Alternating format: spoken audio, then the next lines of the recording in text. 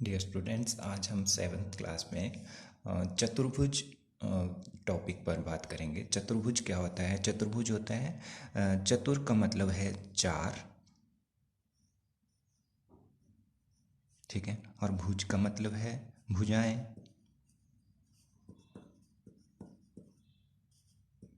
या रेखाएं,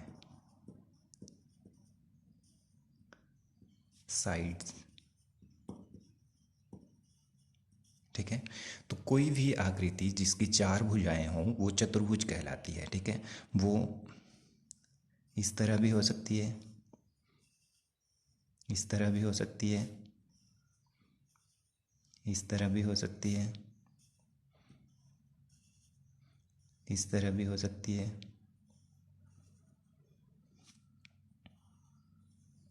इस तरह भी हो सकती है, ठीक है।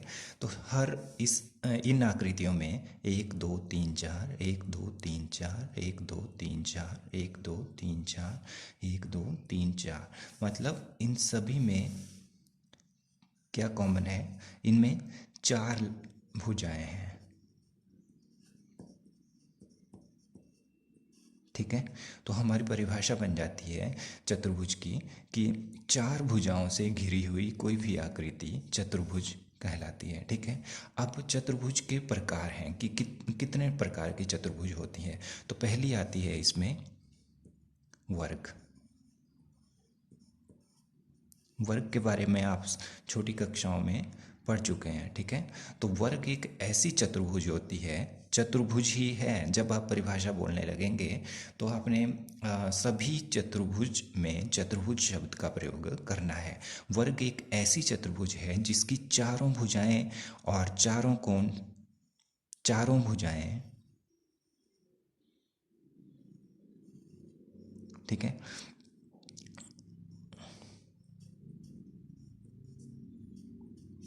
चारों भुजाएं बराबर और चारों कोण 90 डिग्री के होते हैं, ठीक है।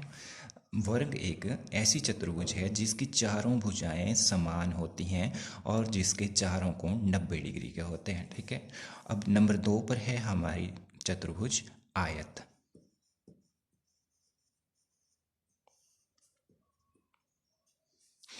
आयत वह चतुर्भुज है जिसकी सिर्फ आमने सामने की ही भुजाएं समान होती हैं, ठीक है। ये वर्ग से देखने में लंबी होती है, ठीक है। इसमें सिर्फ आमने सामने की भुजाएं ही समान होती हैं, ठीक है। ये इसके सामने वाली ये और इसके सामने वाली ये, ठीक है। तो इसकी परिभाषा किस तरह होगी? ऐसी चतुर्भुज जिसकी आमने सामने की भुजाएं समान और चारों कोण 90 डिग्री के होते हैं, ठीक है। नंबर 3 पर आती है हमारी विषम कोण चतुर्भुज।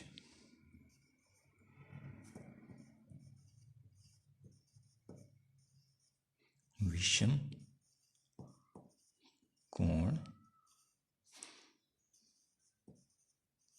चतुर्भुज,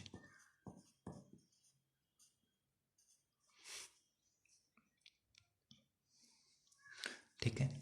तो विषम का मतलब क्या हुआ कि ये सम का उल्टा है, ठीक है। समकोण का विपरीत उल्टा है, ठीक है। समकोण कितने का होता है? 90 डिग्री का। तो इस तीसरी वाली चतुर्भुज में समकोण नहीं पाया जाता, ठीक है। जो भी चार कोण हैं वो विषम है। विषम में या तो 90 डिग्री से ज़्यादा होंगे या 90 डिग्री से कम होंगे, ठीक है। या तो वो न्यून कोण होंगे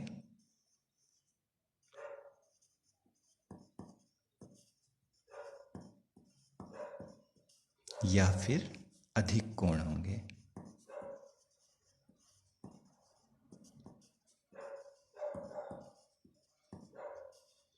ठीक है।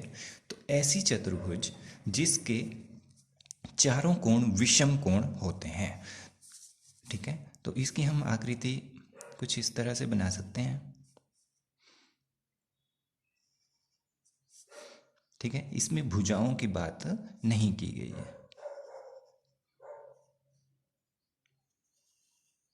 ठीक है, तो यहाँ देखें आप, ये जो ये वाला कोण है ये 90 डिग्री से छोटा है। ठीक है,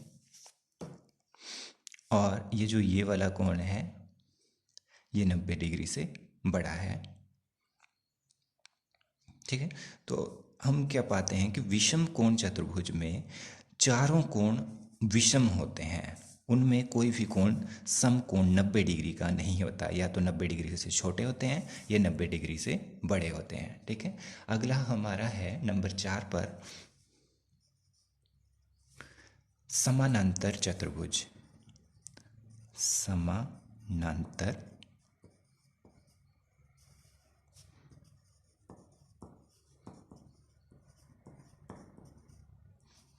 चतुर्भुज।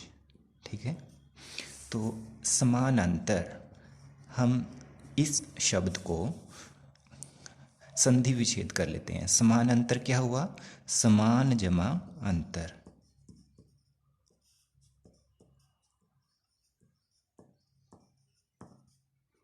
ठीक है, इसमें इस चतुर्भुज में जो लाइंस होती हैं वो समान अंतर पर होती हैं। ठीक है, ठीक, इसकी आकृति मैं आपके सामने बनाता हूँ। ये देखिए,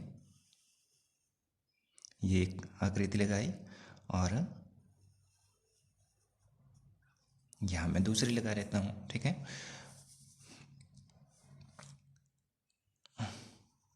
ये तीसरी लाइन और ये चौथी लाइन। ठीक है, तो यहाँ से मान लो ये 5 सेंटीमीटर है, तो यहाँ से भी ये 5 सेंटीमीटर ही है। ठीक है, तो ऐसी चतुर्भुज जिसकी आमने सामने की भुजाएं समान होती हैं, सिर्फ आमने सामने की भुजाएं समान होती हैं, और समान होने के साथ साथ वो एक दूसरे के समानांतर भी होती हैं। ठीक है, समानांतर मतलब अगर हम इस रेखा पर स्केल रखेंगे और उसको सरकाते हुए ऊपर जाएंगे तो ये जो दूसरी ऊपर वाली रेखा है ये बिल्कुल इसके सीध में आएगी। ठीक है, और जितनी ये वाली रेखा झुकी हुई है उतनी ही ये वाली रेखा झुकी हुई है। ठीक है, ये इसके समानांतर है और ये इसके समानांतर है। और इसकी एक और पहचान है कि ये आयत का बिगड़ा हुआ रूप है। ठीक है, यहाँ देखते हैं आप,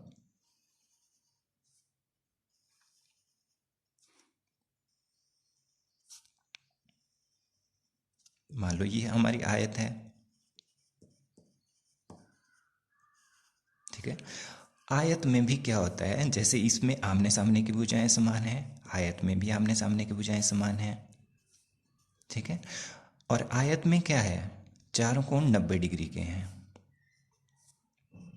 ठीक है, परंतु समानांतर चतुर्भुज में कोई भी कोण 90 डिग्री का नहीं होता है। ठीक है, मैंने अब पहले ही आपको बताया कि समानांतर चतुर्भुज आयत का बिगड़ा हुआ रूप है। मतलब मान लो ये हमारे पास एक बॉक्स है और उसके ऊपर कोई पाँव रख देता है। ठीक है, गत्ते का बॉक्स है, तो वो इस तरह से अपना आकार बदल लेगा। उस क्या होगा, उसकी भुजाएं तो वही रहेंगी समान वाली।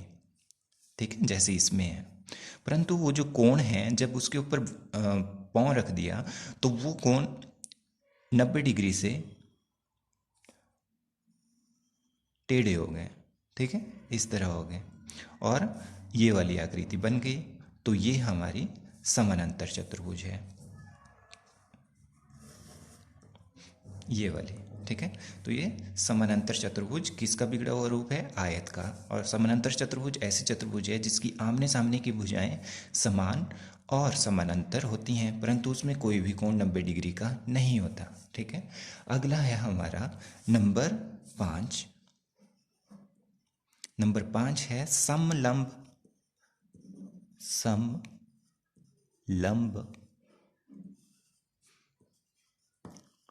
चतुर्भुज।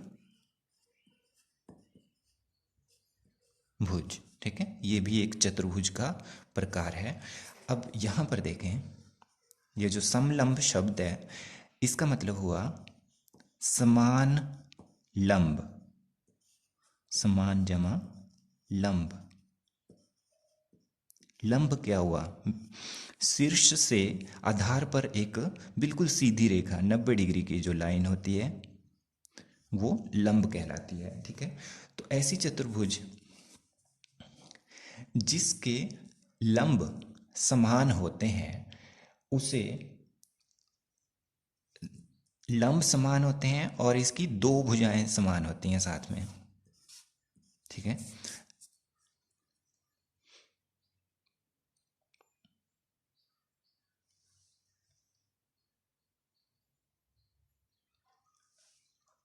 समान नहीं, समलंब और समानांतर होती हैं। समलंब और समानांतर। ठीक है, तो इसकी आकृति हम कैसे बनाएंगे ये देखें। ये होगी एक लाइन और इसी के समानांतर यहाँ पर मैं एक लाइन लगा लेता हूँ। ठीक है, ये दोनों रेखाएं समानांतर हैं। ठीक है, अब चेक करते हैं कि ये समलंब है कि नहीं है।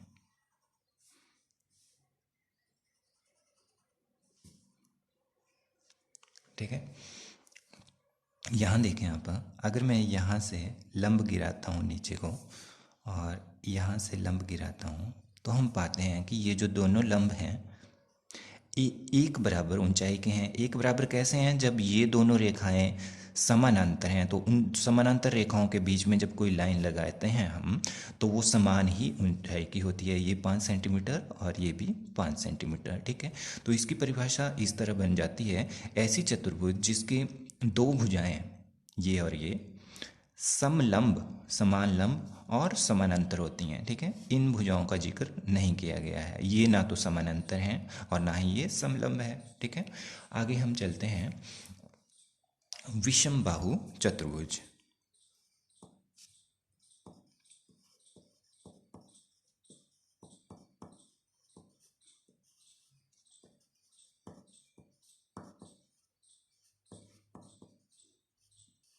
विषम बाहु, विषम हुआ असमान,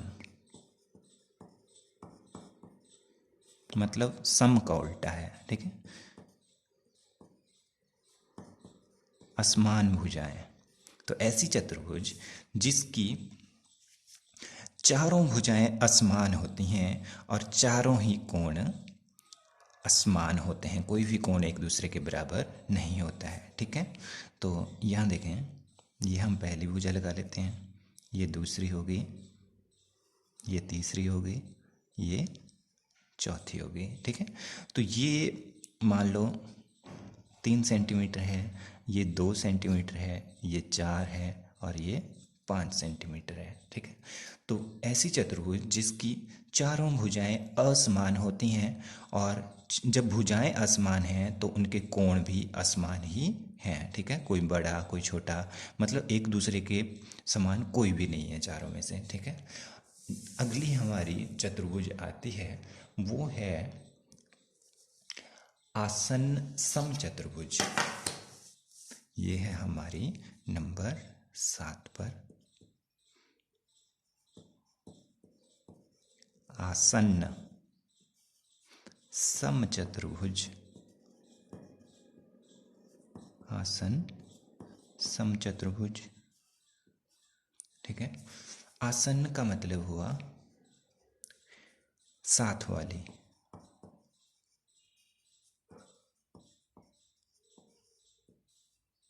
सम का मतलब समान। ठीक है, तो ऐसी चतुर्भुज जिसकी साथ वाली दो भुजाएं समान होती हैं। ठीक है, और इसका दूसरा नाम है पतंग रूपी चतुर्भुज, पतंग रूपी चतुर्भुज। ठीक है, इसकी आकृति आप इस तरह से बना सकते हैं, ये एक भुजा, इसके साथ वाली ये दूसरी। ठीक है, मान लो ये 2 सेंटीमीटर है और ये भी 2 सेंटीमीटर है। अगली भुजा हम इस तरह बनाते हैं, ये होगी 4 सेंटीमीटर। तो इसके साथ वाली जो अगली भुजा है, ठीक है, वो भी 4 सेंटीमीटर है। ठीक है, तो यहाँ आप देखते हैं कि साथ वाली दोनों भुजाएं एक दूसरे के बराबर हैं, आसन्न समचतुर्भुज। और इसकी आकृति किस तरह से है पहचान में? पतंग की तरह, तो इसलिए इसको पतंग रूपी चतुर्भुज कहते हैं। ठीक है, और कर्ण, अगली परिभाषा है हमारी कर्ण। ये बहुत ही इंपॉर्टेंट है। कर्ण किसी भी चतुर्भुज जब हम आकृतियों में त्रिभुज से आगे बढ़ जाते हैं, चतुर्भुज, पंचभुज, षटभुज, सप्तभुज, कोई भी बहुभुज होती है, तब हम कर्ण का प्रयोग करने लगते हैं। ठीक है, यहाँ देखते हैं हम आयत में, मैं कर्ण को समझाने की कोशिश करता हूँ। ये देखिए, तो आयत में कितने कोण हुए? ये एक कोण, ये दूसरा, ये तीसरा, ये चौथा। ठीक है, 1 2 3 4। तो एक कोण से, कर्ण वह रेखा है जो एक कोण से शुरू होकर यहाँ से शुरू हुई, ये चली और इसके सामने यहाँ पर मिल गई। ठीक है, ऐसी रेखा जो एक कोण से शुरू होकर दूसरे कोण को छोड़कर, दूसरे से नहीं मिली, ठीक है, दूसरे को छोड़कर तीसरे कोण से मिल जाती है, उस रेखा को कर्ण कहते हैं। ठीक है, तो ये आपकी परिभाषाएं हैं। Thank you.